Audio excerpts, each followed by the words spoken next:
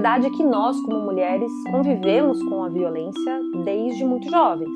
Seja dentro de casa, seja da rua, seja no trabalho, até mesmo em hospitais. É um problema social muito forte e a operação da Uber está muito presente no dia a dia das pessoas, né? Então a gente entende que os desafios que a sociedade como um todo enfrenta também vão se refletir na nossa plataforma e por isso a gente tem um compromisso de também fazer parte da solução desse problema, então buscar, e além do que é possível fazer no aplicativo, né, do que é possível fazer com as ferramentas de segurança, mas atuar na sociedade como um todo, e por isso que a gente buscou as organizações que são especializadas nisso.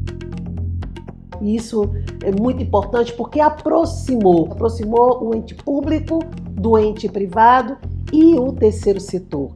E aí a gente tem aí a grande contribuição da grande parceira, que é a Uber.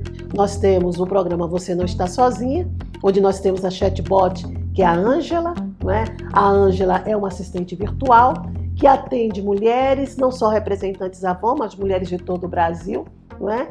Que queiram ajuda para sair daquela situação.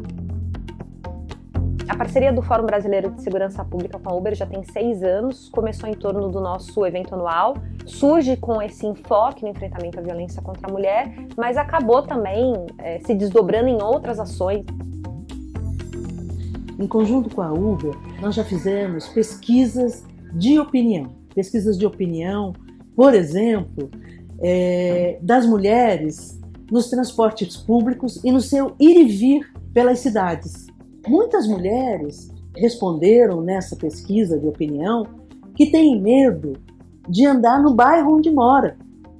As mulheres têm medo de sair de madrugada das suas casas para ir ao trabalho. Então, a Uber tem possibilitado, por exemplo, em conjunto com Patrícia Galvão, abordagens de violência contra as mulheres que são inéditas no país. A violência contra mulheres é um fenômeno muito silencioso, muito subnotificado e que pouco sabemos sobre. Então a gente apoiou a criação da plataforma EVA, que é um site que reúne dados sobre violência contra a mulher, né, tanto no Brasil como também no México e na Colômbia. Ela também já se tornou uma fonte confiável de dados para pesquisadores e jornalistas em toda a América Latina. Especificamente com a Uber, o Me Too Brasil desenvolveu um canal de plantão psicológico e atendimento de vítimas sobreviventes que passaram por situações de conduta sexual inadequada dentro do aplicativo. Acho que é importante eu dizer que eu tenho muita honra e muito orgulho de ser parceira da Uber, porque o tamanho que essa companhia tem, né, no Brasil, a magnitude que ela tem no Brasil, quantas pessoas são impactadas diariamente pelos serviços oferecidos pela Uber, provocam que qualquer ação que a Uber faça atinja milhões de pessoas de uma vez só. Eu espero que nós, do Fórum Brasileiro de Segurança Pública, a Uber e tantos outros parceiros, estejamos de algum modo plantando sementinhas para que esse cenário seja diferente daqui 20, 30 ou 40 anos, como já é diferente hoje.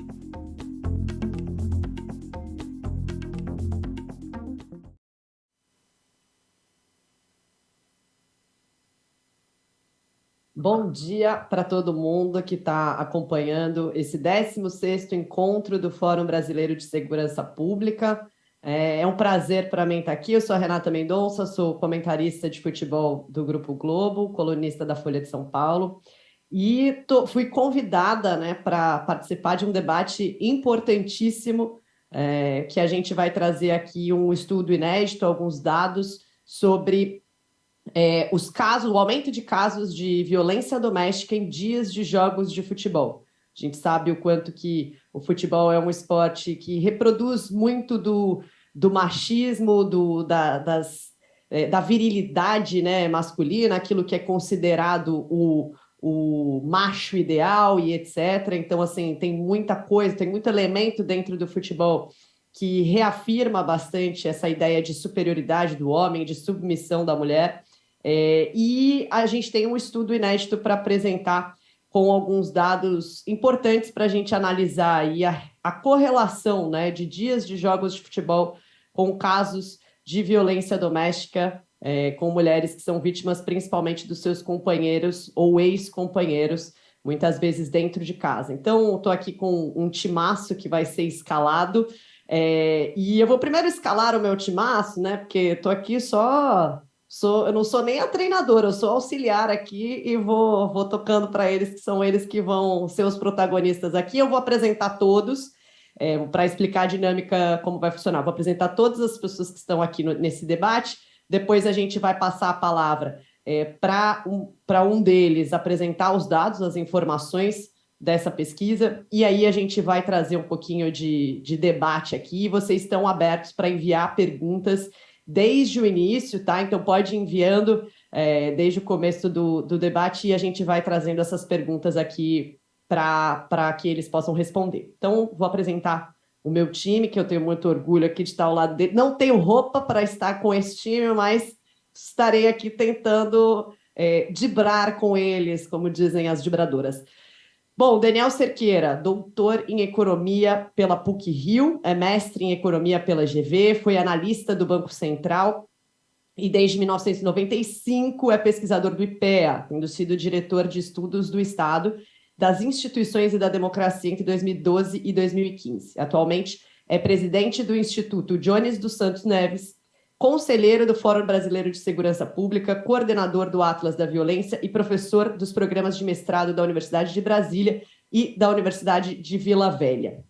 Temos também a Major Denise Santiago, que é policial militar, psicóloga e criadora do projeto pioneiro chamado Ronda Maria da Penha, que é uma equipe criada em 2015 dentro da Polícia Militar da Bahia para acompanhar e proteger mulheres vítimas de violência doméstica em situação de vulnerabilidade em 19 cidades do estado.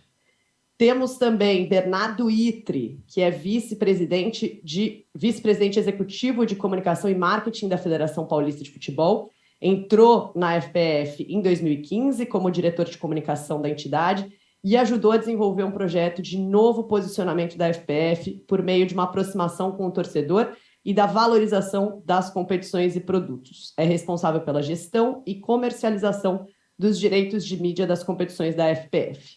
E Arthur Lemos Júnior é promotor de justiça, coordenador da Central de Apoio Criminal do Ministério Público de São Paulo, especialista em Direito Penal Econômico e Direito Médico pela Universidade de Coimbra.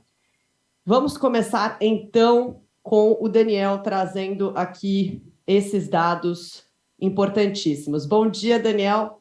Você está com a palavra.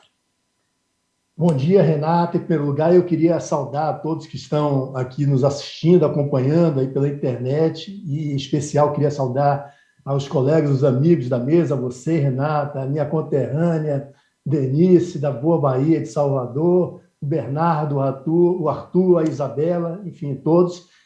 Saudar o Fórum por mais essa importante iniciativa aí, que é o encontro anual, e também essa mesa sobre futebol e violência doméstica, que é um tema importante, mas a gente vai ver que é uma lacuna em termos de trabalhos científicos no Brasil, é uma lacuna que nós procuramos ocupar aqui, né? Então, o que eu vou fazer aqui na minha fala, basicamente, é apresentar um trabalho que foi feito pelo Fórum Brasileiro de Segurança Pública. Deixa eu fazer aqui, pedir licença para compartilhar minha apresentação. Eu não sei se todos estão enxergando aí. Estão enxergando? Maravilha. Então, basicamente, esse trabalho que eu vou apresentar, que está aqui, a figura, quem quiser, tem interesse de se aprofundar, está no site do Fórum Brasileiro de Segurança Pública. Foi um trabalho feito com patrocínio do Instituto Avon, né? E, basicamente, foi um trabalho que contou com uma grande equipe, essa turma toda do Fórum, além de mim, que coordenou a nossa querida Samira Bueno, Amanda Pimentel, Beatriz Franco, o David, o Gabriel, a Isabela Sobral, Thalita e o Fernando Correia, né? Então, eu trouxe aqui uma fala aqui do Nelson Rodrigues, que o Nelson Rodrigues, quando a gente fala de futebol, a gente lembra logo do Nelson Rodrigues, né? Ele não foi antropólogo, mas foi talvez aquela pessoa como um apaixonado pelo futebol, talvez aquele que melhor espelhasse exatamente o sentimento e os valores que o futebol representa aqui para a sociedade brasileira, né? De fato, o futebol é uma paixão nacional, é o esporte predileto do brasileiro, né? Mas é também um espetáculo, é um entretenimento global e, além de tudo, é também um complexo fenômeno de comunicação de massa, de pertencimento e de reafirmação de valores que tangenciam o patriarcado, como a Renata já vinha falando aí, né? Enquanto também um sistema de representação exatamente caracterizado por essa dominação masculina e culto à virilidade.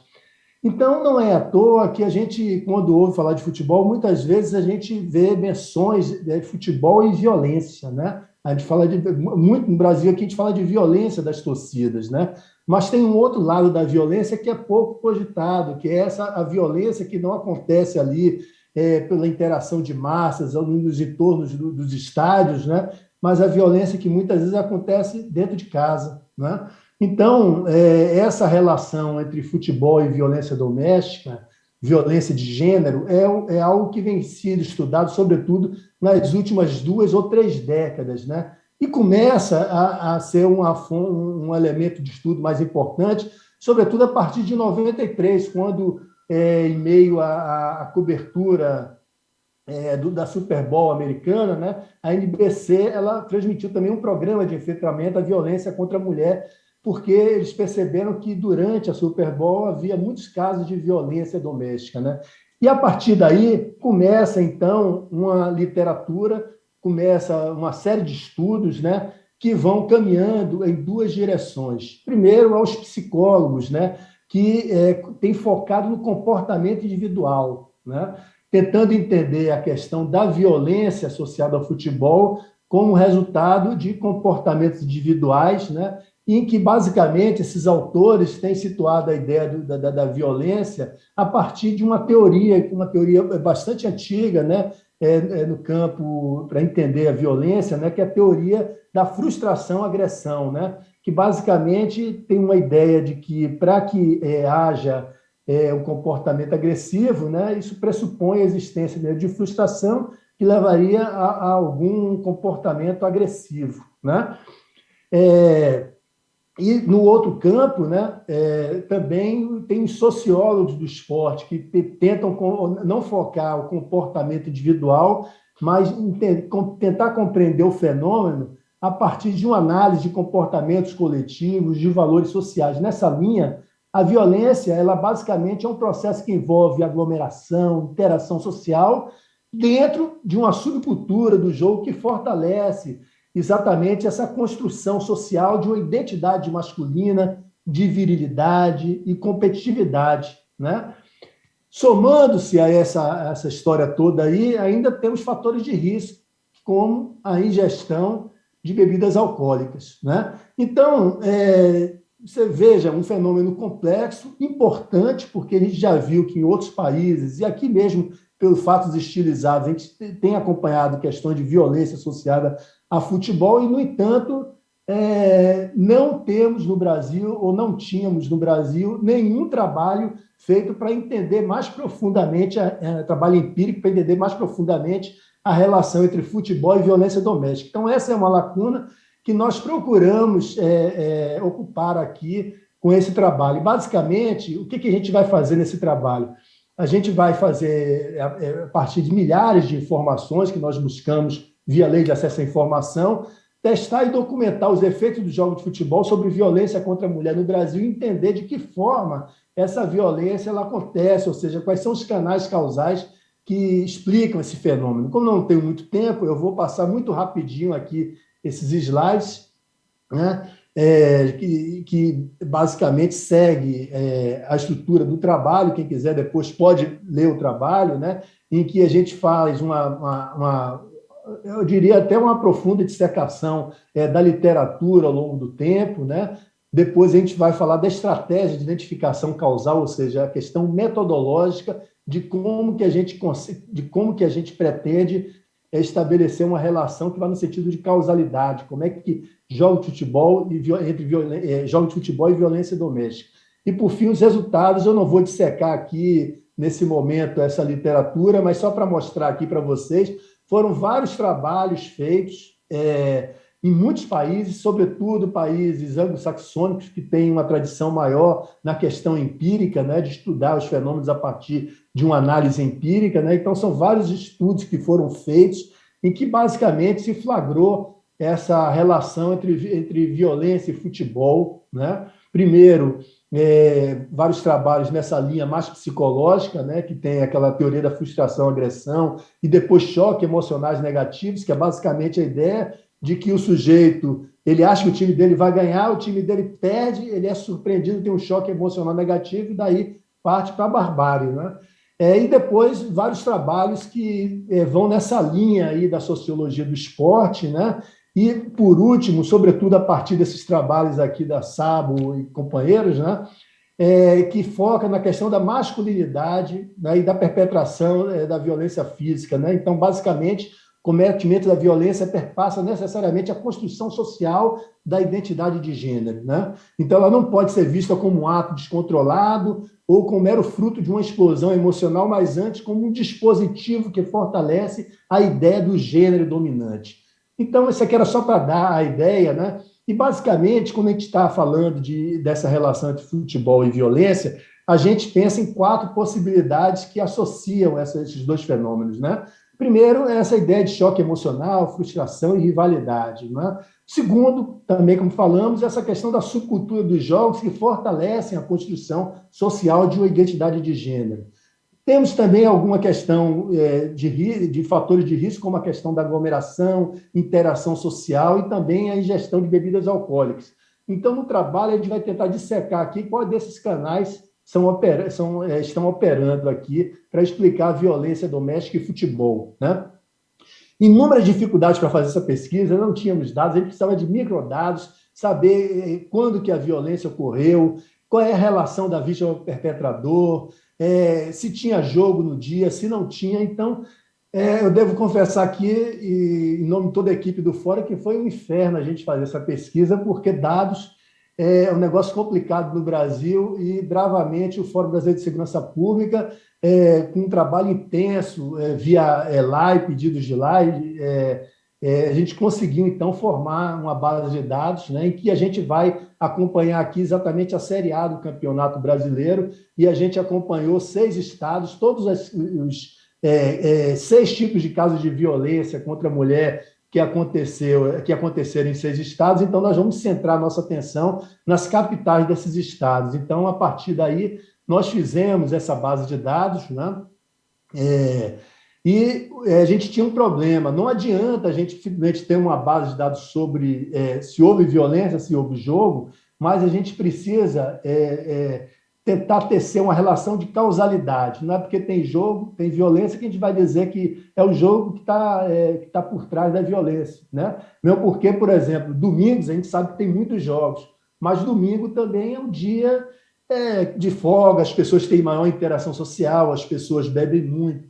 Então, de repente, está tendo jogos no domingo, está tendo violência, mas não tem nada a ver uma coisa com a outra. O fato é que é domingo, e domingo é feriado, e essas outras coisas acompanham, né? Então, haveria uma correlação espúria entre futebol e violência, que não é um causando o outro, mas ambos causados por outras variáveis, né? Então, o nosso trabalho aqui é para tentar elucidar se existe essa relação causal, a gente controlar por outras variáveis estatísticas que eventualmente estariam causando essa correlação espúria, né? Então, por exemplo, quando a gente sabe que domingo tem mais interação social, se a gente sabe se o jogo foi segunda, terça, quarta, quinta, sexta, sábado, domingo, a gente já controlou por isso daí. Se a gente sabe que é feriado, a gente já controlou por isso daí também. Se a gente sabe que naquele dia teve muita chuva ou muito sol, claro que se está chovendo muito, as pessoas saem menos, né? Se está muito frio, as pessoas saem menos à rua e tem menos interação social. Então, se a gente controla por essas características do clima no dia, também a gente está expurgando possibilidade de correlações espúrias e está chegando mais na direção para obter uma relação de causalidade entre jogos de futebol e violência contra a mulher. Então, isso aqui é uma longa conversa, mas eu tentei traduzir isso aqui em 1 minuto, né, numa linguagem jornalística, aí, já que eu estou aqui na frente da Renata, né? Então, a gente tem que ser muito rápido. E, basicamente, né, nós colhemos, a partir da LAI, essas tipologias de violência contra a mulher, lesão corporal dolosa, ameaça, homicídio doloso, estupro, feminicídio e latrocínio. No entanto, como as tipologias que têm maior densidade estatística aqui são lesão corporal dolosa e ameaça, enquanto o homicídio doloso acontece de raro em raro, quer dizer, acontece muito no Brasil, mas do ponto de vista estatístico acontece um aqui, outro acolá. Então, do ponto de vista estatístico, é muito complicado a gente usar uma estatística que o dado, do ponto de vista estatístico, é muito raro, né? Então, isso aqui foram os estados, inclusive a nossa Bahia aí, Major Denise, que foram contemplados aí dentro da pesquisa, né? E a gente queria pegar da Série A, B, mas conseguimos só da Série A, e fizemos um cruzamento dessas variáveis até compor uma base de dados únicas. Então, aqui só para dizer quais são as variáveis que entraram no nosso modelo, né?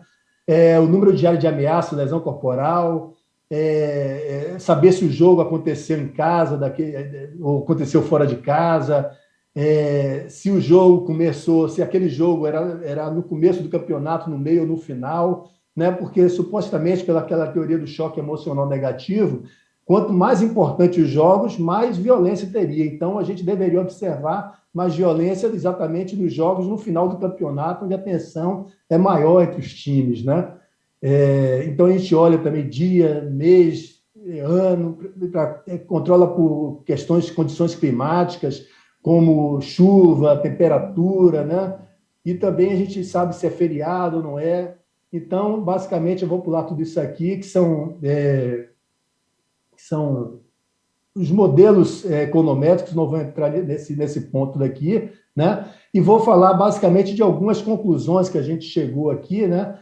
Basicamente, a gente viu uma forte relação estatística e significativa entre futebol e violência, né? Então, basicamente, a gente viu que quando o jogo é fora da cidade, o número esperado de ameaça aumenta 20,7% contra as mulheres e a lesão corporal dolosa 7,6%, mantendo outras variáveis constantes. Quando o jogo é na cidade, também aumenta as lesões, aumentam as ameaças, aumentam as lesões corporais dolosas, né? Não vimos mudança nenhuma em relação se o jogo é no início, no meio ou no final, ou seja, essa questão de choque emocional negativo a gente não constatou aqui, né?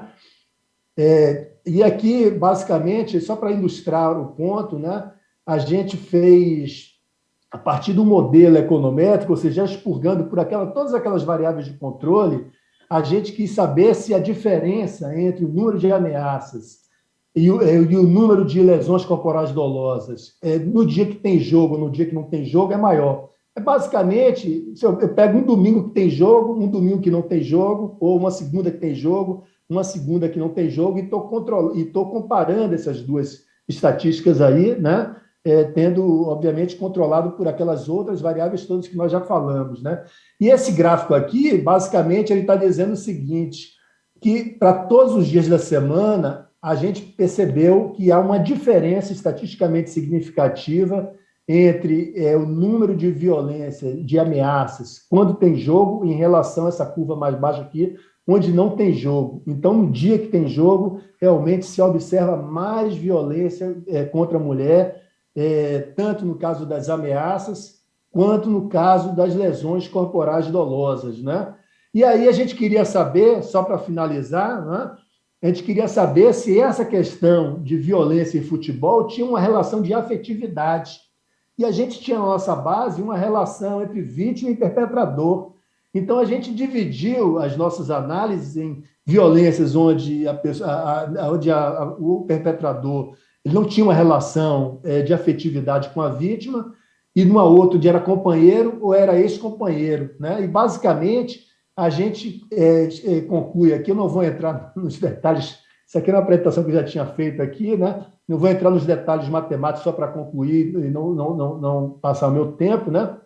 Que, basicamente, quando a gente vai olhar, a pessoa não tem vínculo com a mulher, quer dizer, o agressor não tem vínculo, não constatamos nenhuma relação, né? Não há nenhuma significância estatística nem violência quando a pessoa não conhece a mulher.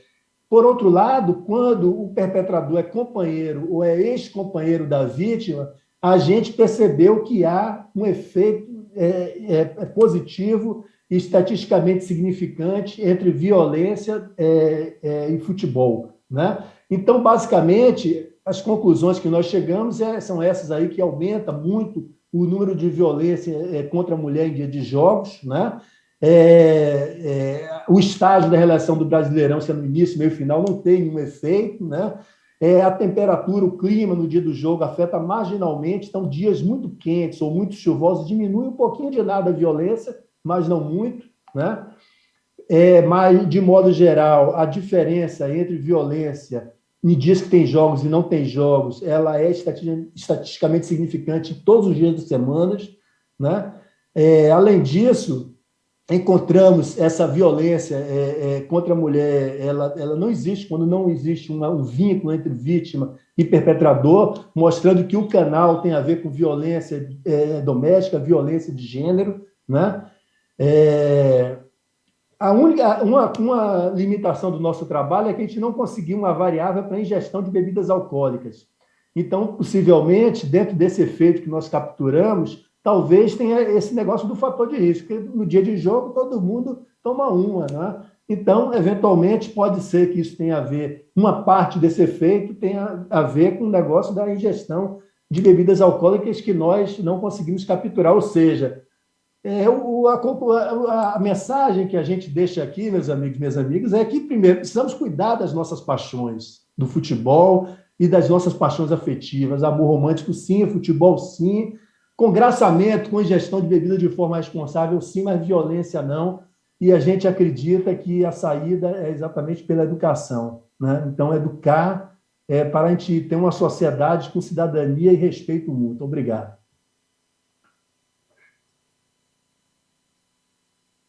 Muito obrigada, Daniel, pela apresentação. Acho que ficou bastante claro todo o método, né? Acho que parabenizo vocês, inclusive, pela forma como vocês conseguiram trazer todos esses dados, correlacionar, porque só de ler a pesquisa eu já falo, meu Deus do céu, como é que vocês conseguiram fazer todo esse levantamento, né? Porque a gente sabe o quão difícil trazer essas informações, buscar, conseguir essas informações, enfim, então parabéns pela pesquisa. Queria relembrá-los, todos que estão nos acompanhando, que vocês podem enviar perguntas, tem aí o chat, vocês podem enviar perguntas, e aí a gente vai, ao longo do tempo aqui, colocando algumas. Então, só para recapitular os dados que o Daniel trouxe para a gente, os dados mais relevantes, né? Então, dias em que um dos times da cidade joga, o número de registros de BOs de ameaça contra mulheres aumenta 23,7%. E o número de registros de boletins de ocorrência para lesão corporal, né, contra a mulher aumenta 20%. Isso quando o time da cidade joga. Quando o time da cidade joga na própria cidade, o aumento de registro de lesão corporal é de 25,9%. Então, isso é bastante relevante. Eu até estava lembrando aqui de um caso de uma torcedora do Palmeiras que acabou morrendo esfaqueada pelo namorado, marido, torcedor do Corinthians, no dia da final da Libertadores, Palmeiras e Santos, né, em janeiro de 2021. Uma discussão sobre futebol e ela acabou sendo assassinada pelo marido. Então, assim, são casos que, infelizmente, a gente vê e acho que faltava essa correlação, né, de entender o quanto que um jogo de futebol pode também, né, tá influenciado por causa dessa frustração, por causa dessa coisa de também a mulher, às vezes a mulher nem está assistindo ao jogo de futebol, não tem nada a ver com ela, o futebol, mas o cara pode descontar essa raiva sobre o time dele ou alguma coisa do tipo. E também, às vezes, pode ter uma correlação, né? Porque para o homem não é admissível que uma mulher queira falar sobre futebol, queira debater sobre futebol, ou falar com ele sobre futebol. Então, isso pode também ter algum tipo de relação. Então, passando agora a palavra, primeiramente, para a Major Denise, né? A Major Denise tem uma história aí, de trabalho com a Lei Maria da Penha, com a Ronda, que ela ajudou a criar na Polícia Militar da Bahia. Então, Major Denise, eu queria primeiro que você falasse um pouquinho do trabalho da Ronda, e aí se você puder contar para a gente, se você acompanhou alguma situação ao longo da sua carreira de violência que tivesse alguma relação com o futebol, se puder trazer para a gente também. E aí também perguntar para você se você acredita que há um papel, né, que a Polícia Militar tem algum papel nesse combate específico, né, relacionado a jogos de futebol. Então, um tempo para você falar um pouquinho da sua história. Olá, bom dia, tudo bem com vocês? Agradecer sempre, né, o cuidado e o carinho do Fórum de estar trazendo essa pauta do enfrentamento à violência contra a mulher, a pauta que eu escolhi para mim, uma decisão. Agradecer também a você, o carinho que está conduzindo essa mesa, com uma responsabilidade incrível. Nós mulheres também agradecemos o seu lugar, viu? O seu lugar de fala, o seu lugar de posicionamento. Para mim é muito bacana ligar a televisão, eu sou apaixonada por futebol, e me deparar com você falando, com as outras tantas colegas falando, escutar, olha só que incrível, escutar um jogo de futebol, assistir um jogo de futebol pela TV, e ser uma voz feminina a descrever o que está passando naquele jogo, é extremamente significativo para a gente.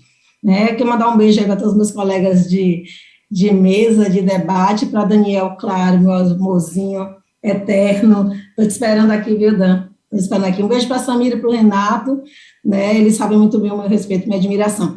Mas, a partir desse lugar, né, de pensar e pautar a sua representatividade, enquanto comentarista, enquanto narradora, sabe, enquanto jornalista esportivo, que é a partir do futebol, a gente entende um pouco essa lógica. Quando a gente vai pensar um pouquinho sobre gênero, né, e como esse gênero, da forma que a gente está acostumado, a gente vai começar a entender que ele não é apenas uma relação biológica, ele também é social. Simone de Beauvoir, ela vai dizer que o corpo da mulher, que foi utilizado para compreender aquela mulher, como se encerrasse no biológico as nossas razões, né? Mas é óbvio também que a gente, enquanto feminista, já a partir de tantas outras que vieram conosco, a gente vai ter que recusar essa ideia, né, de que o corpo da mulher encerra, por si só, a sua característica. É como se o corpo fosse definir, né, quem é o forte, quem é o fraco, quem tem o poder, quem está no público, quem está no privado, como se a gente tivesse uma hierarquia entre isso. A biologia ela não vai encerrar essa discussão, mesmo porque essa biologia ela foi, de alguma sorte, manipulada social e culturalmente. Né? O gênero, tem uma professora aqui que sou apaixonada, já nos deixou, Ana Alice Costa, ela tem um livro bacana chamado A Dona do Poder, ela vai discutir gênero e poder. E o futebol, ele se constituiu em um espaço de poder do masculino. É aquele lugar, né, onde o homem é o soberano, onde o homem está ali no processo de domínio e dominação. Então, ingressar a mulher nesse espaço, a entrada da mulher nesses espaços vai causar um choque nessa cultura. Né? Ana Alice Costa ela vai dizer que o gênero ele é um elemento que vai construir as relações sociais. Ele vai dizer que, a partir do olhar do gênero, a gente vai trazer algumas representações simbólicas que vão ali dizer quem pode ou quem não pode, quem é forte e quem é fraco, quem pode ter determinada relação de poder que não pode, quem tem que ficar em casa cuidando dos filhos, quem pode ir para a rua e voltar a hora que quiser. Né? Então, ele vai trazer para a gente um pouco dessa discussão. E em cima dessa discussão aí do público e do privado, né, dessas estratégias que foram construídas de subjugo, né, que a gente pode pensar um pouco sobre o papel das polícias, sobre essas questões da violência doméstica a partir dos jogos de futebol e nos estádios. Existe um conceito sobre homossociabilidade que vai poder me ajudar um pouco nesse percurso. Ele vai dizer que quando as pessoas se sentem mais à vontade na presença de outras pessoas, porque elas vão ter semelhanças, né, com o mesmo gênero. Então, eu estar no estádio de futebol ao lado de um homem me garante que aquele é o meu reduto, aquele é o meu espaço. Uma mulher, quando chega naquele espaço, ela está desvalorizando aquele espaço, como se tivesse um não pertencimento. E aí, na Ronda Maria da Penha, nós fomos, primeiro, acompanhar uma análise, né, criminal, da mancha criminal da violência doméstica. Um pouco sobre o que Daniel trouxe na pesquisa. Então, Quando nós recebemos mais ligações por 190 de mulheres pedindo socorro? Sextas, sábados e domingos. Mas quando existiam jogos de futebol aqui na minha cidade, em Salvador, estas ligações aumentavam, e infelizmente ainda aumentam, em 21%. Então, é um sinal, era um dado que a gente precisava investigar. Quando existia jogo de futebol, a tendência é que as mulheres estavam sofrendo mais violência doméstica. A partir daí, nós nos associamos com a Secretaria de Política para as Mulheres, e a partir da Ronda, criamos um projeto para os estádios, que foi uma campanha, Violência contra a Mulher é Falta Grave. Os dois maiores times daqui da Bahia, o Bahia e o Vitória, encamparam essa campanha, trouxeram isso para suas pautas, e nós passamos nos jogos de futebol a inserir a Ronda Maria da Penha lá. A Ronda Maria da Penha é uma tropa especializada, né, no enfrentamento à violência contra a mulher. Nós pautamos o enfrentamento da violência doméstica, mas abrimos também outras possibilidades, porque uma vez que você estuda a violência doméstica, você vai entender as concepções de gênero e de como nós, mulheres, né, estamos controladas sobre esse alicerce que é perverso. Né? Nossa sociedade está alicerciada sobre duas estruturas extremamente complicadas: o racismo, esse racismo estrutural que adoece e mata tantos e tantos de nós, a morte biológica, mas também uma morte social, e o machismo, né, que fundamentado no patriarcado também tem matado muitas e muitas de nós, né, tanto na perspectiva social como na perspectiva biológica, infelizmente. Se a gente juntar essas duas aí, nós vamos ter um processo de interseccionalidade extremamente perverso para as mulheres negras, né, e, lógico, consequentemente, também para os homens negros. Então, nós entramos nos estádios assim. E aí eu fui procurada, depois que nós colocamos a patrulha, a Ronda Maria da Penha nesse estádio, depois que a gente começou a fazer nos grandes jogos aqui, esse policiamento nesse lugar, fui procurada pelos conselheiros do Esporte Clube Bahia para me trazer uma outra pauta, que eu acho que a gente tem que analisar também, que é essa expulsão das mulheres dos estádios, como um não pertencimento. Essas mulheres, elas eram ridicularizadas nas arquibancadas, elas eram importunadas sexualmente na arquibancada, tendo a parte do seu corpo apalpada, elas eram xingadas e relatavam para elas que aquele não era o lugar delas.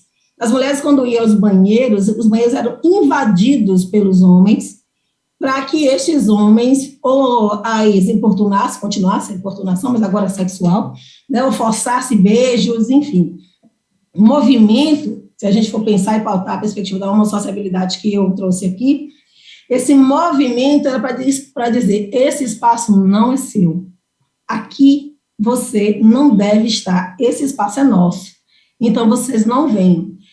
Nós aumentamos o efetivo da Ronda nos estádios, e o curioso é que, em determinado momento dos jogos, essas mulheres ficavam ao redor da patrulha da Ronda assistindo os jogos.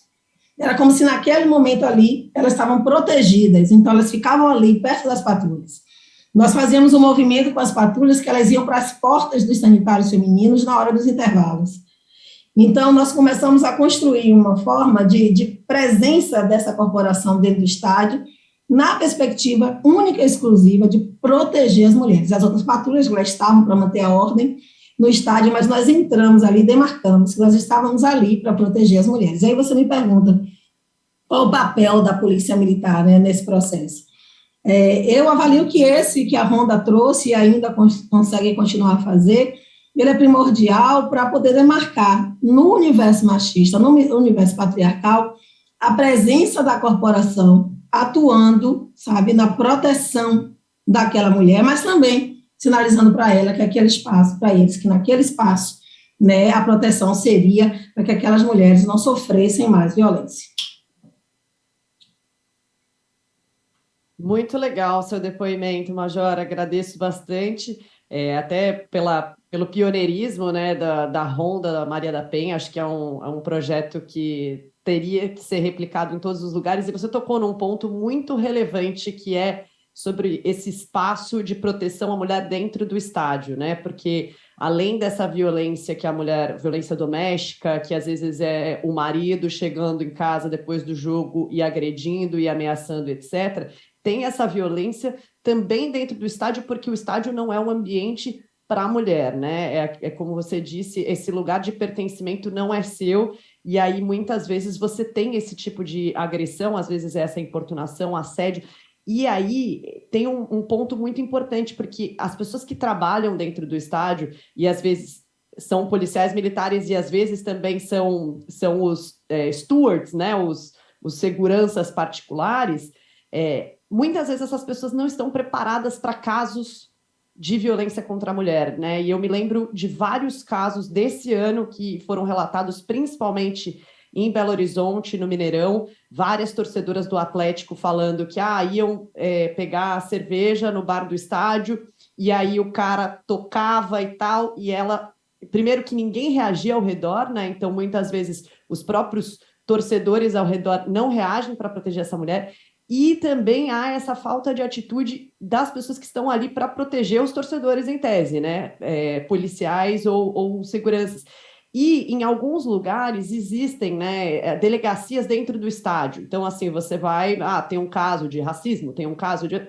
E vai levar para dentro da delegacia que há dentro do estádio. No Beira-Rio, por exemplo, tem um grupo da polícia que fica, né, em tese, até para ajudar nesses casos de violência contra a mulher. Só que, muitas vezes, as pessoas que estão ali também não estão preparadas para esse tipo de caso. Então, eu acho que é muito importante que você falou da Ronda Maria da Penha dentro do estádio, porque aí são policiais já preparados e que, quando receberem uma denúncia de assédio, eles vão entender a importância disso, né? Porque, infelizmente, muitas vezes é assim, mas olha o short que você tá, isso aí não tem nada, volta para lá, não. E aquela coisa que acaba afastando cada vez mais as mulheres desse ambiente e que torna a experiência para elas insuportável e violenta, né? Então, é importante que cada parte, né, assuma o seu papel. Eu acho que você falou do papel da polícia, depois eu quero falar com o Bernardo sobre o papel de federações, clubes, e eu queria agora falar com o doutor Arthur sobre o papel do Ministério Público, né? Porque o Ministério Público, por exemplo, em São Paulo tem muitas intervenções do Ministério Público com relação à violência dentro do estádio, entre torcidas. Então, por exemplo, os clássicos em São Paulo não acontecem com torcida de outros times, né?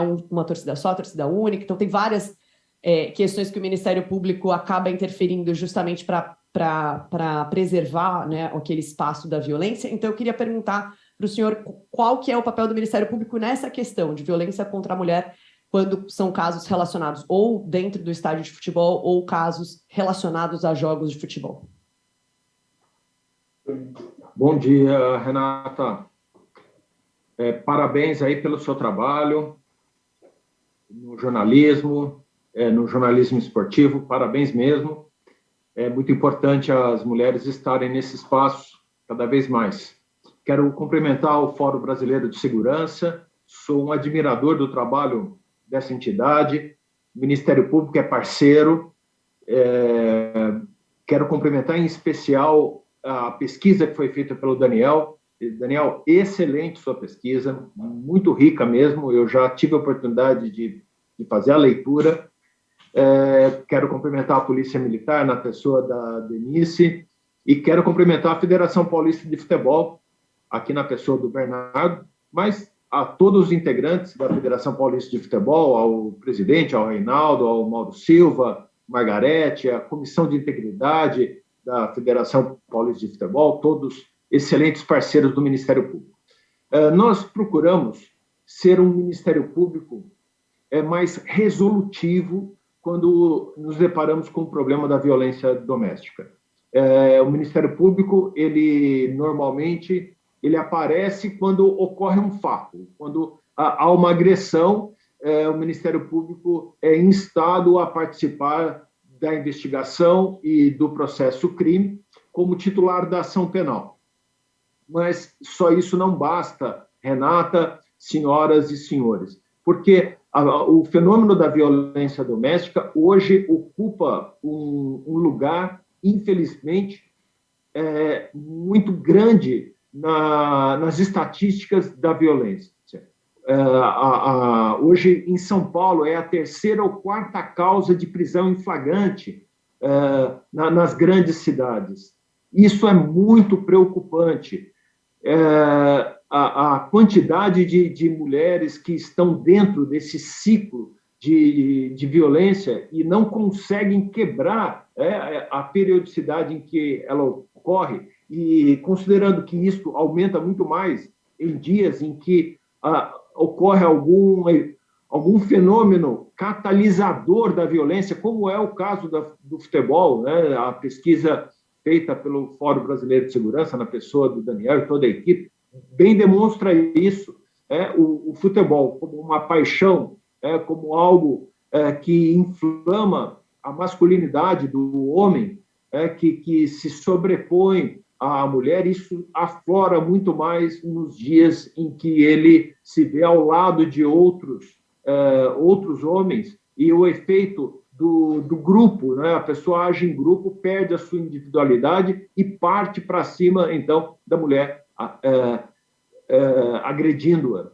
Então, preocupado com isso, preocupado em fazer uma conscientização da sociedade, preocupado em tornar a mulher mais poderosa e conscientizar os homens. Nós, em conversa com a Federação Paulista de Futebol, e aqui eu faço um registro da iniciativa da doutora Margarete, delegada de polícia, da Polícia Civil do Estado de São Paulo, que trocou uma ideia com o Ministério Público. Nós levamos a ideia de fazer uma campanha, Daniel, no Campeonato Paulista de Futebol contra a violência doméstica, no sentido de conscientizar as pessoas da importância de diminuir e acabar com o índice de criminalidade nesse sentido. Então, levamos a ideia de fazer um alerta e nos placares eletrônicos dos estádios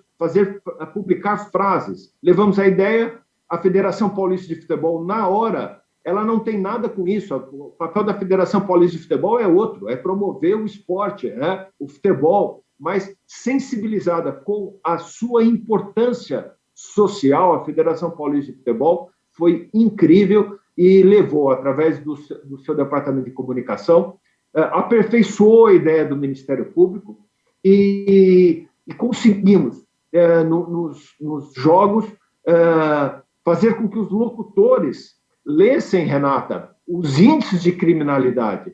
Os próprios locutores chamaram a atenção do público, pararam de narrar o jogo, pararam de falar com o telespectador sobre o futebol para falar de violência doméstica.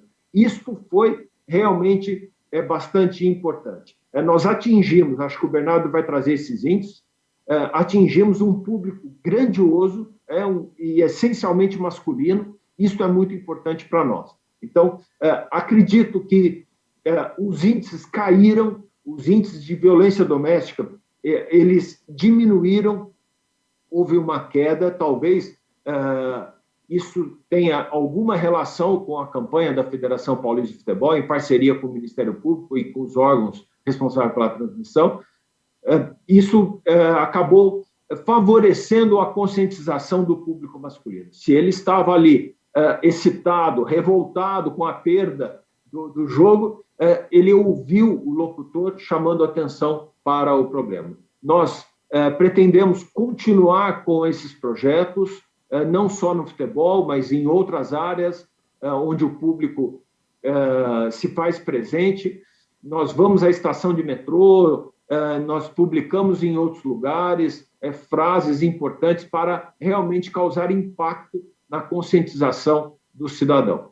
Eu me coloco aqui à disposição, passo a palavra aqui para o meu parceiro, para o Bernardo, para que ele possa prosseguir aí na fala a respeito do nosso projeto de enfrentamento da violência doméstica através dos estádios de futebol. Obrigado, Renata.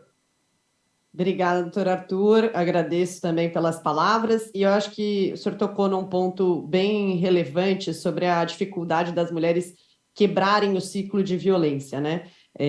Porque muitas vezes essa violência ela começa com uma ameaça e ela vai progredindo e muitas vezes a mulher não consegue fazer a denúncia, não consegue encontrar uma rede de apoio e, enfim, sair desse ciclo. E aí, pegando o teu gancho para passar a palavra para o Bernardo, eu estava me lembrando de algumas ações, né, que seja a federação ou clubes, do Estado de São Paulo tiveram nesse papel de conscientização sobre violência doméstica, porque eu acredito muito no futebol como uma ferramenta de transformação social, né? Ele tem um papel ali, ele é um esporte de massa, um fenômeno que atinge, que chega na casa de todo mundo, então ele pode usar dessa popularidade para também trazer pautas importantes.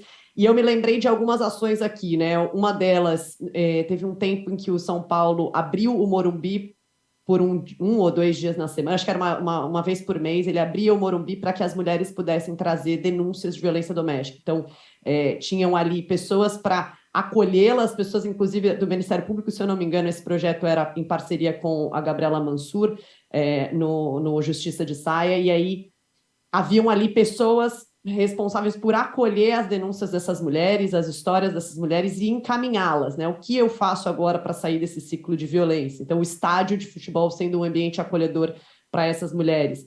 Lembro também de uma campanha que acho que até a Federação Paulista fez, com um vídeo que tinham torcedoras dos 4 grandes times de São Paulo, trazendo histórias, né, de agressões e tal, e tratando um pouco da rivalidade não ser violência, não se transformar em violência, e principalmente contra a mulher. Então, Bernardo, queria que você trouxesse aqui um pouco desses projetos dos quais a federação já fez parte. Também eu lembro de um jogo de uma final do Paulista feminino, em que durante o jogo, né, em algumas minutagens, trazia-se dados, né, sobre violência doméstica. Então, eu queria que você trouxesse aqui algumas das situações que vocês já fizeram com a federação e qual que é o papel das federações e dos clubes, né, nessa conscientização, nesse combate à violência doméstica, da qual muitas vezes o futebol faz parte, porque a gente vê a quantidade de casos de jogadores, por exemplo, que cometem crimes de violência, seja violência doméstica, seja estupro, seja casos de violência contra a mulher, né, e muitas vezes seguem com todos os holofotes. Então, a gente sabe o quanto quão contraditório é isso, e aí eu queria que você trouxesse um pouco desse papel da federação e dos clubes. Obrigada. Bom dia, Renata. Bom dia, doutor Arthur. Bom dia, Denise. Prazer falar com você, Denise, conhecer à distância o seu trabalho, mas acho que é incrível você poder participar aqui com a gente. Doutor Daniel, que trouxe números super relevantes relativo a esse problema gravíssimo que a gente enfrenta na sociedade brasileira. Renata, primeiro, acho que eu sou jornalista, quem não sabe, eu sou jornalista, trabalhei na Folha, trabalhei na Placar, na Record, e eu sei o enfrentamento, a dificuldade que existe no meio esportivo como um todo em relação à mulher. Em relação à mulher que trabalha na mídia, em relação à mulher que trabalha no futebol, em relação à mulher que trabalha no entorno do futebol. O preconceito sempre existiu, existe ainda, acho que é um reflexo da sociedade brasileira, e acho que é importantíssimo a gente tratar desse tema aqui. Hoje eu estou na posição de uma pessoa que trabalha dentro do futebol, não mais na mídia, mas na Federação Paulista. Antes de entrar especificamente nas ações que a gente fez, Renata, acho que era importante pontuar 2 coisas. A primeira, que eu acho que é principal, olhando para o futebol, primeiro, o futebol, eu vou falar a minha opinião pessoal e a visão da Federação Paulista de Futebol em relação a isso. Você falou muito bem, e todos os parceiros aqui, parceiras de mesa falaram muito bem. Eu tenho certeza absoluta que o futebol, ele e deve ser tratado como uma ferramenta de transformação social. A partir do seguinte ponto, o futebol não é uma mídia, né, não é um canal de mídia, não é um veículo de mídia, mas o futebol está na casa de todas as pessoas, ou de quase todas as pessoas do Brasil, e todas as pessoas do Brasil enfrentam problemas cotidianos diferentes todos os dias. Então, a partir desse princípio, a gente vem tratando corriqueiramente, né, todos os anos, nas competições, problemas sociais que a gente conversa com os clubes e discute com os clubes e trata temas específicos durante as competições. A gente já tratou, como vocês falaram recentemente, sobre a presença da mulher no estádio, e vocês falaram de vários pontos super importantes da mulher no estádio, né, da questão de ofensas sexuais, de abusos sexuais, e de um ambiente completamente hostil à presença feminina no estádio. Mas a gente fez uma pesquisa qualitativa com o Ibope em 2019, em que apontou-se que a mulher, e aí, Renata, você era até um exemplo disso, porque você, acho que numa conversa com a gente, você até citou sobre isso, que a mulher sofre uma questão social dentro da sua própria casa, que a impede de se colocar para fora, de ir ao estádio, né? Muitas vezes o pai, o irmão, né? Muitas vezes o pai leva o filho para o futebol e a filha não necessariamente é convidada da mesma forma para ir ao futebol. Por quê? E aí tem diversas razões. Tem uma questão protetiva até do pai, né? De proteger a filha de um ambiente hostil. Mas no final das contas, esse é um problema que acaba afastando as mulheres do esporte tão relevante como o futebol é. Então a gente trabalhou muito nisso com os clubes, a gente fez apitaço, a gente fez uma série de ações durante a competição do Paulista masculino para trazer a mulher para o estádio. E recentemente a gente fez, como você citou, a gente fez 2 campanhas, uma sobre equidade salarial da mulher. Então, quando aparecia no futebol feminino, no Paulistão feminino, 1-0 para o time X, aparecia lá que era 0,14, se eu não me engano, o percentual, né? Na verdade, não é 1, porque se fosse 1, no masculino seria 1, no mulher seria 0,14, que seria um percentual referente à divisão, a essa discrepância salarial que existe entre as mulheres. Fizemos também em relação ao estupro, né, no ano passado, no Paulistão Feminino, nas finais. E aí eu entro no segundo ponto que eu acho que é importante antes da gente apresentar. O Ministério Público, primeiro o doutor Arthur, sua equipe, e acho que é importantíssimo destacar aqui a doutora Margarete Barreto, que é corregedora da Federação Paulista, delegado Polícia Civil também, nos provocou em relação a essa questão que vinha, que já é um problema social já de bastante tempo, mas que durante a pandemia se agravou ainda mais, que é a violência doméstica contra a mulher. E o ponto principal ali que a gente enxergou e que fez brilhar nosso olho no sentido de trabalhar isso de uma forma intensa e uma comunicação constante durante a competição foi apontar o dedo para o homem dentro do futebol masculino e dizer que é um problema do homem, né? Porque a gente trata muito dos problemas das questões de violência doméstica falando em ambientes que podem ter mais mulheres do que homens, por exemplo, no campeonato feminino. E o doutor Arthur, a doutora Margarete, toda a equipe do Ministério Público alertou para a gente e falou assim, não, acho que o nosso ponto aqui fala assim, é um problema nosso no sentido de homens que estamos consumindo futebol masculino, considerando que a grande maioria do público que assiste ao futebol masculino pertence a homens. Então, a partir desses 2 pontos, né, da característica que a federação entende, que o futebol é uma ferramenta de transformação social e ele deve abordar e tocar em temas sensíveis à população, e também dessa provocação que surgiu, a gente criou um movimento na fase final do Paulistão desse ano, para tentar comunicar e tentar gerar um mínimo efeito que possa minimizar esse tipo de ação. Eu preparei aqui uma breve apresentação, eu vou jogar rapidamente para vocês aqui, tá? Só um segundo.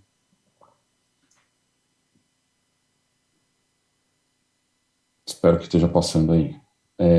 Bom, aqui é o nosso campeonato, enfim, a gente criou uma série de peças de comunicação relacionadas a esse tema, né? Então, sempre tratando do ponto, apontando o dedo para o homem, para que o homem se incomode com essa situação, porque uma coisa que sempre foi, que a gente conversou muito nos últimos tempos, que primeiro, acho que é um dado importante, né? O doutor Daniel já falou sobre isso, né? Muitos dos casos, a grande maioria dos casos são de casos dentro de casa, né? Com companheiros ou ex-companheiros das mulheres que acabam passando por isso.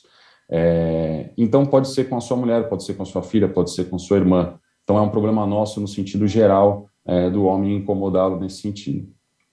Todos os clubes aqui, o campeonato, enfim, postando em nossas redes sociais as ações e incentivando a denúncia, né? Incentivando a denúncia, que é uma outra questão aí que a gente abordou nas conversas que a gente teve, da falta, né, do espaço para denúncias, né, da disponibilidade da mulher para conseguir denunciar uma pessoa que normalmente é uma pessoa que ela tem uma relação, né? Trouxe até o Guarani aqui em homenagem ao doutor Arthur. Nos campos, no LED do campo, a gente fez comunicações constantes aqui, apontando isso também, né? Então, como a federação controla essa parte do LED também, a gente abriu espaço que normalmente é oferecido a marcas, patrocinadoras, para que a gente conseguisse comunicar isso constantemente dentro dos jogos, as finais. O placar consciente, então, acho que mais uma questão que a gente, como a federação produz todos os jogos, a gente conseguiu em todos os parceiros de mídia, YouTube, Premiere, Record e HBO Max, proporcionar uma mudança no placar. Então, a cada 8 minutos, o placar ele alertava sobre pontos importantes que foram os dados, inclusive, do Anuário de Segurança Pública, mas com outros dados também que o Ministério Público nos forneceu sobre a violência doméstica contra a mulher. E aqui, por fim, eu vou passar um vídeo super curto aqui, que eu acho que é uma coisa foi super importante, foi uma parceria que a gente conseguiu construir com os veículos de mídia, parceiros nossos, para que eles pudessem comunicar, não só no estádio, não só nas redes sociais, mas também nas transmissões, os narradores pudessem falar isso. Os narradores homens falando isso, acho que é mais um ponto também diferente para que acabou acontecendo. Vou passar o vídeo rapidamente. Nossos repórteres, eu estou em choque aqui. Olha aí, o Red Bull Bragantino, olha só. A cada minuto, mais 8 mulheres são agredidas. Olha aí. Esse é o recado que a gente tem que dar aí para vocês. Ó. Nesse último minuto de jogo, mais 8 mulheres provavelmente sofreram violência física. Exatamente. É isso que você acabou de escutar. Essa mulher pode ser sua mãe, sua irmã, uma amiga. Violência contra a mulher é um problema nosso. Denuncie. Ligue 180. Os clubes, a Federação Paulista e o Ministério Público Estadual estão unidos nessa causa. E agora o Corinthians trabalhando ali atrás. Olha aí, ó. Violência contra a mulher, denuncie. Ligue 180. E é o Corinthians. O jeito Danilo, em posição regular, avança em relação ao penúltimo defensor do São Paulo e faz o gol legalmente.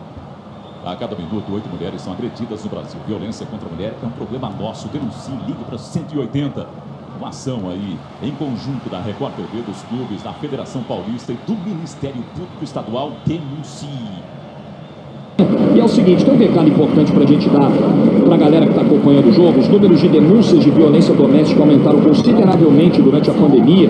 O número de mulheres que solicitaram medida protetiva aumentou quase 30% só no primeiro mês da pandemia. A gente sabe que, infelizmente, muitas vezes o agressor está dentro de casa. Então, denunciar é um dever nosso. Não se cale, ligue 180.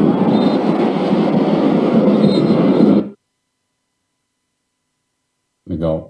Enfim, acho que foram essas ações que a gente acabou fazendo nas finais, na fase final do Paulistão, no momento em que a gente tem a maior atenção. O doutor Arthur comentou, a gente teve mais de 12 milhões de pessoas impactadas nesse período, o que eu acho que mostra uma relevância da ação e de como isso pode nossa expectativa de como isso pode se repercutir a partir disso. No intuito de diminuição de casos, né, e na expectativa de em algum momento isso não existir mais. Então, Renata, doutor Arthur, Denise, Daniel, acho que o ponto principal aqui nosso o futebol tem o seu papel fundamental nesse processo, e o futebol está aberto para isso. O futebol aqui de São Paulo com certeza está aberto, a gente tem uma relação com os clubes muito próxima e de uma discussão muito clara dos pontos que a gente entende que são cruciais. E acho que esses dados que o Daniel passou são alarmantes para a gente, porque, na verdade, o futebol ele tem um propósito completamente diferente do que está acontecendo nesse tipo de caso, né? O futebol é um entretenimento, o futebol é uma diversão, deveria ser, no mínimo, né? Mas quando a gente vê esse tipo de número, esse tipo de dado, assusta. E acho que nada mais... É o mínimo a gente fazer o nosso papel e a gente conseguir tentar virar esse jogo aí. Obrigada, Bernardo. Muito importante também até os exemplos, né, que você trouxe para a gente saber como que o futebol também pode comunicar isso, né, para que as mulheres, tanto para as mulheres saberem como fazer para denunciar, quanto para os homens se conscientizarem desse problema. Agora vou abrir para as perguntas que já estão chegando, inclusive soube aqui que tem bastante gente acompanhando, então se você quiser enviar perguntas, envie, ainda dá tempo, a gente vai até 10h30, ganhamos alguns minutinhos aí, foram negociados minutos de acréscimo com a arbitragem e fomos fomos bonificados aí, vamos até 10h30, então vou trazer aqui as primeiras perguntas que chegaram.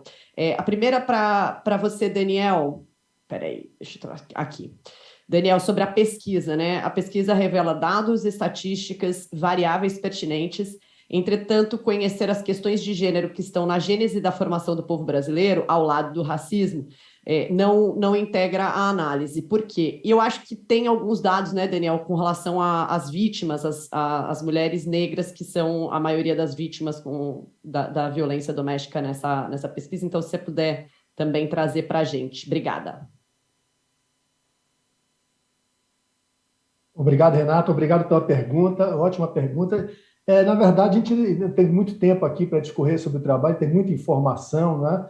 Mas ao longo do trabalho a gente falou exatamente da construção da identidade de gênero, né? A relação com o futebol. Agora, um ponto que realmente a gente não aprofundou aqui é a questão dessa ligação, né, do racismo estrutural que nós temos no Brasil com o patriarcado, né? Que dá uma interação cujos problemas são ainda maiores, acredito, né? Nós não exploramos essa dimensão, de fato, racial aqui no nosso trabalho, mas nós exploramos bastante, sim, Renata, toda essa construção da identidade de gênero e a questão do patriarcado que está por trás, né, dentro desse fenômeno aí de comunicação de massas que é o futebol, né?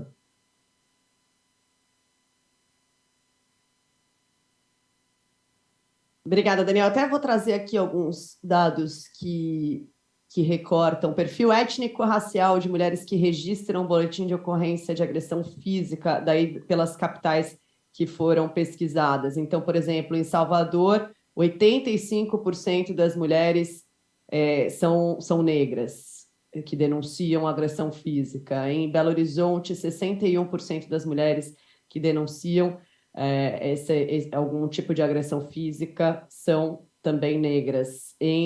No Rio de Janeiro, em todas as capitais, a maioria são as mulheres, quer dizer, acho que São Paulo, a maioria são mulheres brancas. São Paulo e Porto Alegre, é isso, gente? Né? Porque no Rio de Janeiro também, 52% das mulheres que denunciam agressão física são negras.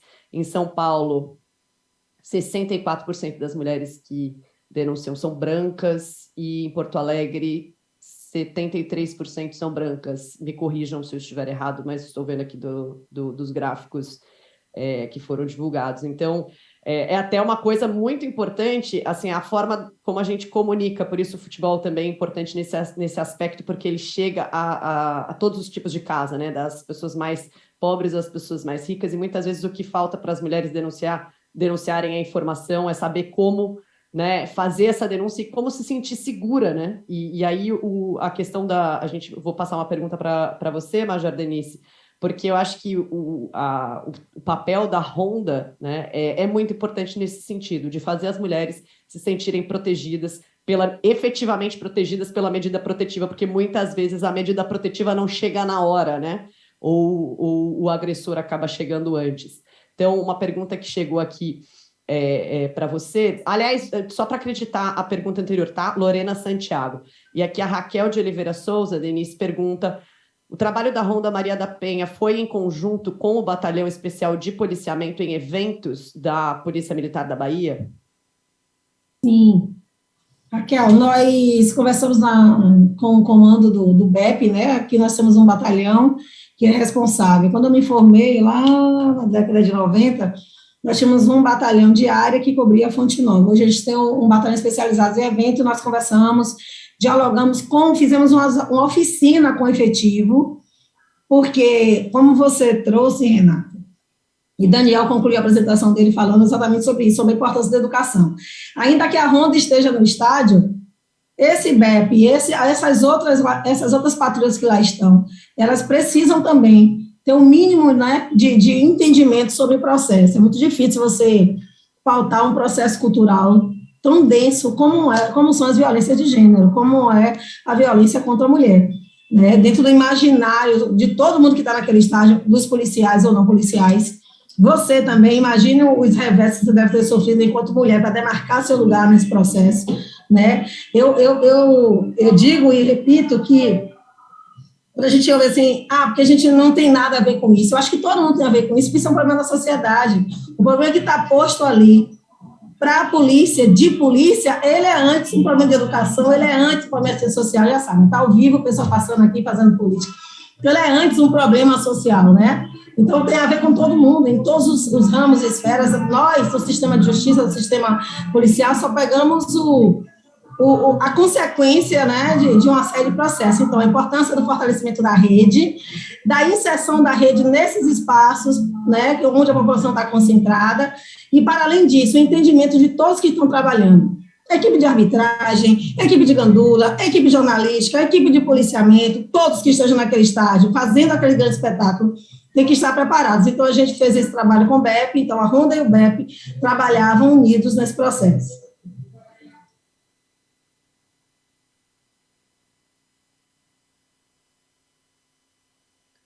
Boa, obrigada, Denise. Vou passar aqui para mais perguntas, espera aí.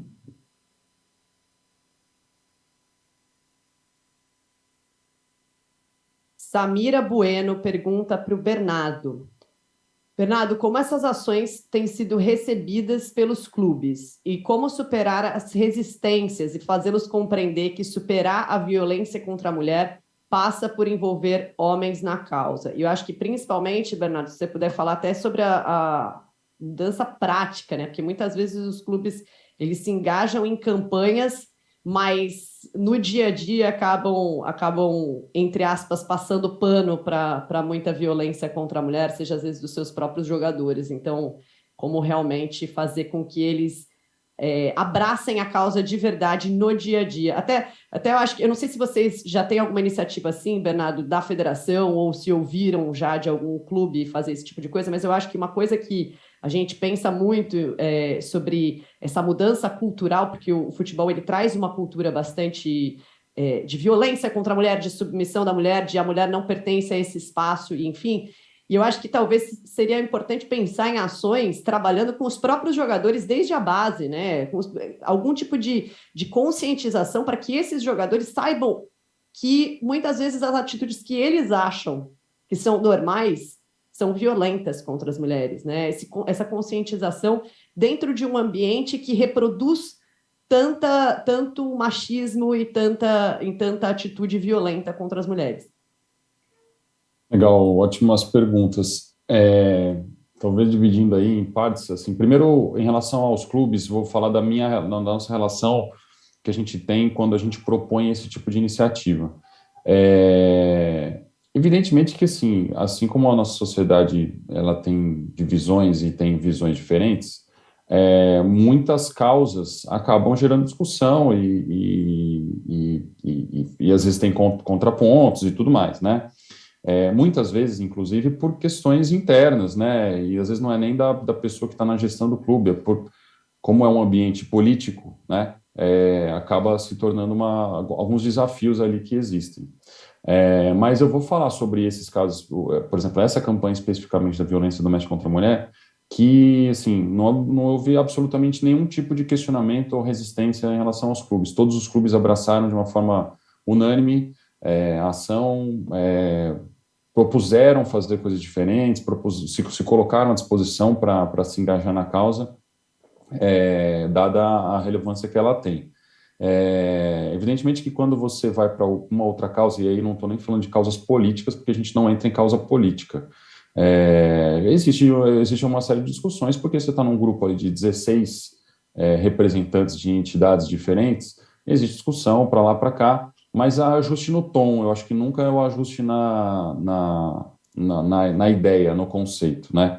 Então, assim, todas as ações têm sido muito bem recebidas pelos clubes e têm sido muito abraçadas por eles no sentido de promovê-las.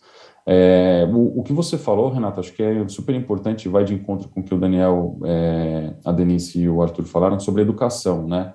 Porque você está falando de base, né? Você está falando da formação do jogador desde o sub-11 até o... Porque se ele convive no ambiente do sub-11 até o sub-20, num ambiente machista, que não existe, que não vê contrapontos de discussão sobre alguns temas, acaba se gerando um cidadão mal educado, né? A gente sabe de toda a defasagem educacional brasileira que existe, especialmente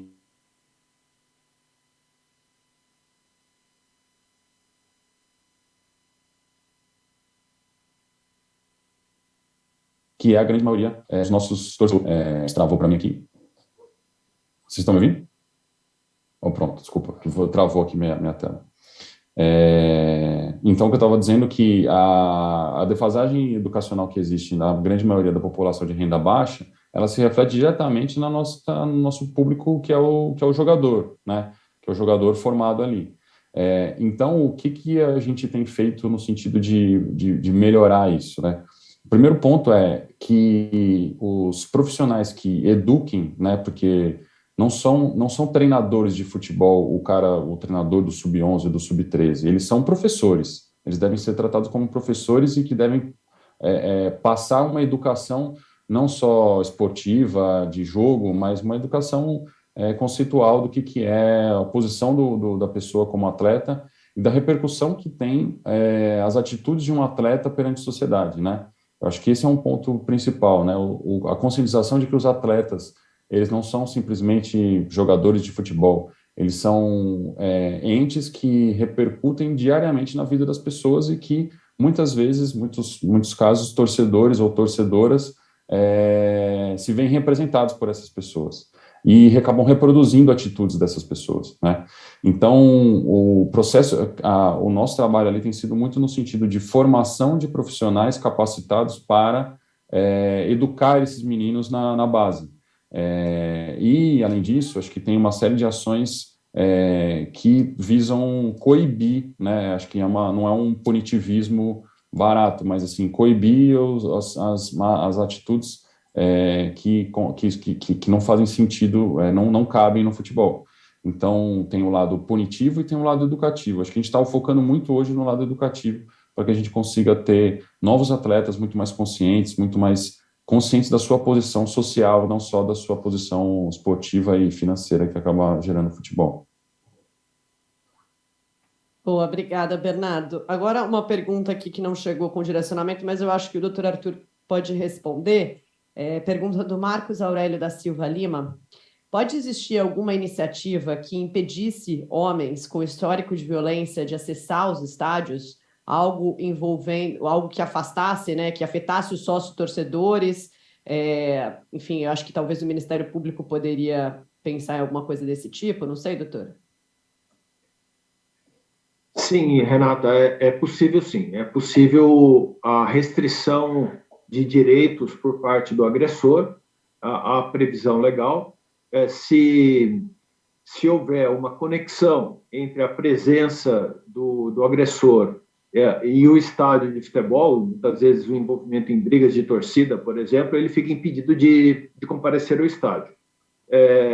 O problema da violência doméstica, ainda nós não temos esse precedente, em razão do homem agredir uma mulher, ele ser impedido de frequentar o estádio, mas é possível amadurecer essa ideia, desenvolver melhor isso, fundamentar melhor isso, para que haja um provimento jurisdicional nesse sentido. Eu queria aproveitar a oportunidade para destacar o seguinte, Renata, a violência doméstica, ela está presente em todas as classes sociais. Isso já foi dito aqui, de certa forma, então é muito importante que a gente tenha essa consciência, que ela está nos edifícios de luxo, nas casas de luxo, mas também nas quebradas, em locais de classe social inferior. E outra característica interessante é reconhecer que a mulher, quando ela é agredida, ela não deseja a punição do seu agressor. Ela deseja que ela esteja protegida. Então, é muito importante a medida protetiva. É importante que a justiça seja rápida e impeça a aproximação do agressor com a vítima e com seus herdeiros, com seus filhos. Então, nesse sentido, a ronda que ocorre na Bahia e em São Paulo, o projeto Guardiã Maria da Penha, dentre outros projetos, eles são de vitais importância para que a gente possa salvar a vida da mulher. Então, há muito mais a preocupação em proteger a mulher do seu agressor, de quebrar o ciclo de violência, e muito menos da punição do agressor. É uma situação que diferencia da prática de outros crimes, onde a gente deseja, como vítima, que o autor do fato seja punido gravemente, né, severamente. Na violência doméstica é um pouco diferente.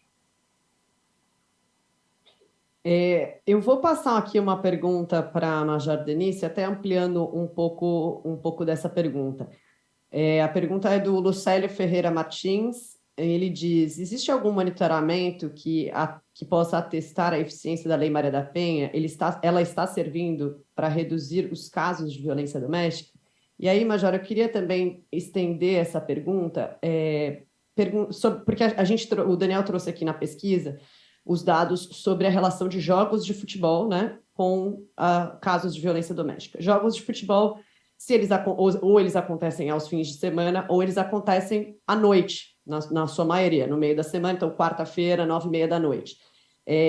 Uma das coisas que eu mais ouvi já quando fiz matérias sobre casos de violência doméstica era sobre a questão de como denunciar se, às vezes, a delegacia da mulher não está funcionando, ou a delegacia mais próxima. Né? Então, assim, a delegacia da mulher não funcionava aos fins de semana, ou não estava funcionando à noite. Então, e aí, quando você chega com um caso de violência doméstica numa delegacia comum, muitas vezes as pessoas que estão ali não estão preparadas para acolher a vítima da maneira como ela deveria ser acolhida. Me lembro, por exemplo, de um caso que me chamou muito a atenção alguns anos atrás, de uma mulher que denunciou o marido que estava tentando, né, esfaqueá-la, e a polícia chegou, pegou o flagrante e levou os dois dentro do mesmo carro, né, para a polícia, e esse cara assassinou essa mulher dentro do carro da polícia. Então, são casos, e assim, eu ouvi situações de uma mulher que também chamou a polícia, conseguiu se desvencilhar do cara, chamou a polícia chegou na casa, e a abordagem foi: opa, tudo bem? Como é que você está com o agressor, né? Então, assim, imagina você denuncia um assalto, a polícia chega na casa do que está sendo assaltado e pergunta como é que está o assaltante, né? São comportamentos que às vezes acontecem com casos de violência doméstica que são inacreditáveis. Então, queria te perguntar, estendendo essa pergunta da Lei Maria da Penha, sobre como que a polícia se prepara para principalmente receber essas denúncias, e aí relacionadas aos jogos de futebol, porque o jogo de futebol vai acabar meia-noite, né? Então, assim, a polícia está preparada para conseguir receber essa denúncia, né? Você tem delegacias da mulher nessas capitais funcionando nos horários, né, de 24 horas, ou funcionando aos fins de semana. Como que a polícia tem se preparado, porque eu acho que esse papel também é importante, né, nesse combate. Olha, a Lei Maria da Penha é um divisor de águas na nossa sociedade. Divisor de águas. Ela fez uma demarcação que fez com que a gente chegasse hoje aqui para debater isso. Em todo o encontro do fórum que eu tive o prazer e a honra de participar, para o Fórum e o Instituto Avon mobilizarem selo de práticas inovadoras. Então, essa lei que possibilitou a Ronda Maria da Penha existir, por exemplo. Então, quando a gente fala de monitoramento, o próprio Fórum Brasileiro de Segurança Pública já traz, né, um monitoramento muito precioso que ajuda muito as polícias, ao sistema de justiça, a melhorar suas práticas. O que é que a gente precisa fazer? Com que esses dados, esse monitoramento vire política pública. Esse é o grande empecilho, é o grande problema. Porque chega um dia que eu tive a oportunidade de estar com a Samira aqui em Salvador, e uma das perguntas que fizeram a ela, né, na plenária foi se tudo que o fórum produzia era consumido e era traduzido em políticas públicas, né? Que eu acho que esse é o grande problema. Nós temos iniciativas, o Instituto Patrícia Galvão traz trabalhos maravilhosos também. Então, esses dados estão aí, está sendo monitorado, a gente sabe onde está falhando, inclusive essa não permanência 24 horas da Delegacia Especializada de Atendimento à Mulher Aberta é um dado que é trazido. Essa falta de capacidade técnica, talvez, ou de desvinculamento de estigmas sociais que as delegacias comuns têm, de não ter o acolhimento devido a essas mulheres, que as viaturas também de polícias militares têm de não fazer o atendimento a essas mulheres, de que, infelizmente, alguns juízes, alguns promotores, alguns delegados, enfim, também o têm de não fazer esse acolhimento às mulheres. É um dado que está trazido, está monitorado. O que é que a gente tem? Qual é o problema que a gente tem? quem transforma esse dado em política pública. A Ronda Maria da Penha é um exemplo desse. Nós protegemos 6 mil mulheres, eu sempre falo, são 6 mil feminicídios a menos no estado da Bahia, e outros tantos em outras tantas patrulhas ou Ronda Maria da Penha que tem aí. E eu acho que você trouxe uma chave, né, essa questão da denúncia, da delegacia não estar aberta no horário que a mulher precisa. Feminicídio é um crime, Renata, que a gente não pode evitar. Enquanto polícia militar, por exemplo, eu não consigo colocar uma viatura 2 horas da manhã, sabe, de domingo, de segunda, dentro da casa de uma mulher para que esse homem não a mate. Eu só consigo fazer isso se eu entendo o papel da polícia militar e das polícias do sistema de justiça como pessoas que têm que prevenir a violência, não necessariamente só pautar a consequência, a prisão do agressor. Eu acho que esse é o grande equívoco, né, na potencialização da Lei Maria da Penha, que só focou na prisão do agressor. E aí, quando você fala um dado sobre assalto, vou chegar e falar, tudo bem, como é que você está? E aqui eu recebi uma denúncia, é que a grande chave para a gente mudar esse jogo é entender que quando há um crime de violência doméstica, quem está ali não é o bom pai, não é o bom colega, não é excelente profissional, que o adjetivo que a gente tem que colar nesse cara é criminoso. No dia que a sociedade virar a chave e olhar para um agressor de violência doméstica que está no estádio, sabe, puxando a mulher pelo cabelo, apertando ela pelo braço, apertando ela na parede, jogando a cerveja na cara dela, sabe, que dá tapa na cara dela, bota o dedo no nariz dela, tá todo mundo vendo, o telão tá mostrando lá, tá filmando, que ninguém faz nada, sabe, é porque estão olhando ali, estão vendo o parceiro de baba dele, um colega de torcida, pelo amor de Deus, ela é Vitória igual a mim, peraí, deve ser uma briguinha de marido e mulher, e uma briga de marido e mulher. A gente tem que botar na cabeça que a gente salva a mulher, a gente protege a mulher, a gente cuida da mulher. Então, o adjetivo desse cara aí, que pode ser seu amigo, seu parceiro, seu colega, seu irmão, seu pai, seu primo, é criminoso. Ele escolheu cometer o crime e, por conta disso, ele tem que se justificar. E eu acredito sim, viu, meu querido promotor, que as mulheres querem sim que a justiça seja feita, porque eu acho que, às vezes, ela desistiu de acreditar nessa possibilidade, mas eu acho que elas querem sim, porque as que eu protegi queriam sim que aquele homem, sabe, pagasse pelo crime que ele cometeu. Ela não queria acabar a vida dele, destruir a vida dele. Ela quer que a violência pare, fato, mas ela quer sim que a justiça seja feita. A gente tem que fazer essa mulher voltar a acreditar em nós, enquanto sistema de segurança pública, mas também no sistema de justiça, para poder ela denunciar e seguir. Perfeito, Major Denise. Acho que, inclusive, se o processo da denúncia não fosse tão doloroso, muitas vezes, né, talvez mais mulheres, a gente teria números ainda maiores, porque mais mulheres denunciariam. Então, vou passar a palavra para a gente fechar aqui para o Daniel, que pediu para falar sobre a questão da Lei Maria da Penha. E apenas complementar, obrigado, Renata, a Denise, né? E falar para o nosso amigo ou amiga que fez a pergunta, né? A gente tem 2 trabalhos medindo exatamente, avaliando o impacto da Lei Maria da Penha, né? Trabalhos que estão lá no IPE, então quem quiser pode entrar na internet e pegar aqui. Mas, basicamente, a gente tem que entender o seguinte, que o Brasil, ainda, no que diz respeito às suas relações pessoais, ainda é um país arcaico, é um país em que a gente foi moldado ainda pelas instituições coloniais, do racismo, do patriarcado. Isso tudo está muito presente. Está tão presente e é tão atual que o nosso amigo aqui do Mentira não vai me deixar mentir, até mesmo depois da Constituição Cidadã, ainda nos anos 90, no começo dos anos 90, um artigo do Código do Processo Penal dizia que a mulher ela só podia dar queixa de algum crime numa delegacia se tivesse a permissão do marido. Né? Havia um debate ainda nos anos 80, e aí voltou esse debate outro dia, incrivelmente, né? Se a mulher podia dar queixa do marido por estupro, né? Ou também se podia se matar em legítima defesa da honra. Então, tudo isso ainda muito presente na nossa sociedade, e a Lei Maria da Penha ela foi uma lei revolucionária, uma lei que nascida de baixo para cima, do movimento social, dos movimentos dos coletivos feministas, né, que chegou até o Congresso. É uma lei revolucionária também, que no seu bojo ela não traz apenas a questão da punição, mas também das medidas protetivas. Então, nós fizemos um estudo, e só para dizer o resultado, é o seguinte: se não fosse a Lei Maria da Penha, a taxa de feminicídios teria aumentado 10% acima do observado. Então, a Lei da Maria da Penha ela cumpriu um grande objetivo, mas ela não é uma panaceia, né? A gente está começando apenas os primeiros passos, né? Para tentar escapar desse mundo que eu falava arcaico, né? Do patriarcado. Então, a gente precisa ter ações em várias dimensões, ações que a gente chama de primária, secundária e terciária, ou seja, ações do antes, do durante e do depois que essas violências acontecem, né? Então, do depois, a gente está falando exatamente dessas ações no plano da justiça criminal, né? De punição aos autores, mas também de medidas protetivas, que a gente está falando em relação ao durante. Agora, nada disso tem pernas longas se a gente não tratar na questão da política do antes. O que é o antes? É o da prevenção. Então, por exemplo, esse projeto que a Federação Paulista de Futebol e o Ministério Público fizeram, eu acho brilhante. É exatamente educar pela cidadania. A educação não é simplesmente a educação das pessoas serem escolarizadas, né? Terem alta escolaridade, não é nada disso. É a educação para a cidadania. A gente tem que mudar a cabeça do brasileiro, né? Do respeito, da tolerância mútua em relação a diferenças de gênero, de orientação sexual, de credo.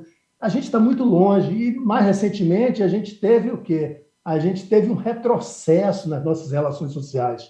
Então, aquilo que a gente caminhava devagar, em passos lentos, né, para escapar daquela cultura ainda colonial, hoje isso voltou muito à tona. Então, esses valores do patriarcado, os valores não posso fazer piada de preto, de viado, isso tudo voltou à tona. A gente tem que agora parar e fazer um pacto na sociedade para avançar no sentido de um processo civilizatório. E tudo isso passa fundamentalmente pela educação para a cidadania.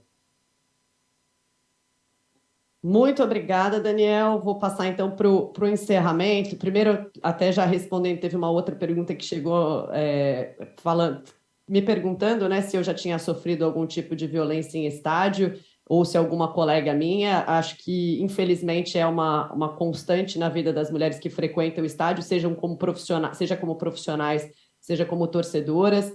Já fui assediada, inclusive, do lado da minha mãe, de maneira bastante constrangedora. Acho que nós, mulheres que ocupamos espaços também dentro do estádio como comentarista, narrador, enfim, às vezes a violência não chega na sua cara, mas chega pela sua rede social, e acaba que eu acho que uma das coisas mais importantes para a gente também combater esse tipo de violência é a gente ocupar esses espaços de poder, né? Então teve uma outra pergunta que chegou falando, né, que era direcionada aos homens da mesa sobre compartilhar espaços de poder. Eu acho que quanto mais mulheres negras, mulheres brancas, mas mulheres diversas a gente estiver ocupando espaços de poder, mais as pessoas vão ter que enxergá-las e falar, e vão se sentir até, poxa, não infelizmente eu vou ter que aceitar essa mulher aqui, porque a mulher está num espaço de poder, ela consegue fazer mudanças assim, e ela consegue, pelo exemplo, também mostrar aos homens que não interessa o que eles achem ou não, as mulheres têm o direito de ocupar esses espaços. E aí, só agradecer muito, Daniel, pela sua pesquisa, por toda a equipe, o trabalho que tiveram com esses números, porque eu acho que aqui nessa discussão a gente trouxe informações que podem ser efetivamente úteis para a gente ter mudanças. Então, como a gente estava falando, né, da parte da Polícia Militar, os dados que vocês trouxeram enumeram, né, há informações de que há mais casos de violência doméstica nos horários, em dias de jogos de futebol. Dias de jogos de futebol são dias que muitas vezes a delegacia da mulher está fechada. Então, temos números aqui para comprovar a necessidade de uma política pública para ampliar o horário de funcionamento da delegacia da mulher, para ampliar as equipes, né, aptas a acolher essas mulheres nas denúncias, o Ministério Público de fiscalizar isso, de garantir as medidas protetivas, de se preocupar com isso, a Federação Paulista e todos os clubes de pensarem em ações para essa conscientização, né, sobre o problema da violência doméstica e o combate a esse problema tão crescente na sociedade brasileira. Então, queria agradecer pela pesquisa, agradecer a todos vocês que participaram, a Denise, ao Bernardo, ao Dr. Arthur, que participaram aqui trazendo falas tão importantes. Espero que todos tenham gostado da conversa por aqui, e tem um recado que essa mesa vai ficar disponível, então se você, para todos os que acompanharam, se quiserem recomendar que assistam essa mesa no futuro, ela ficará disponível na plataforma, então dá para assistir até 30 dias depois do evento. E também queria convidar para todo mundo que está aqui, tem encontro presencial, né, do 16º Encontro Anual do Fórum Brasileiro de Segurança Pública. Esse encontro presencial vai acontecer nos dias 8 e 9 de setembro, aqui no fim dessa semana, né, quinta e sexta, na Escola de Administração de Empresas da FGV, e as inscrições estão disponíveis pelo site do Fórum Brasileiro de Segurança Pública. Agradeço também pelo convite, por estar participando dessa mesa, foi uma honra e espero que a gente possa cada vez mais evoluir nesse debate sobre violência contra a mulher e futebol. Acho que o futebol tem um papel importantíssimo nessa mudança. Então, obrigada, é isso, gente. Posso encerrar? Se alguém tiver alguma coisa a falar, que fale agora, o cálice base. Então é isso, obrigada, gente. Obrigada pela participação de todo mundo. Foi um prazer estar com vocês e seguimos nessa luta.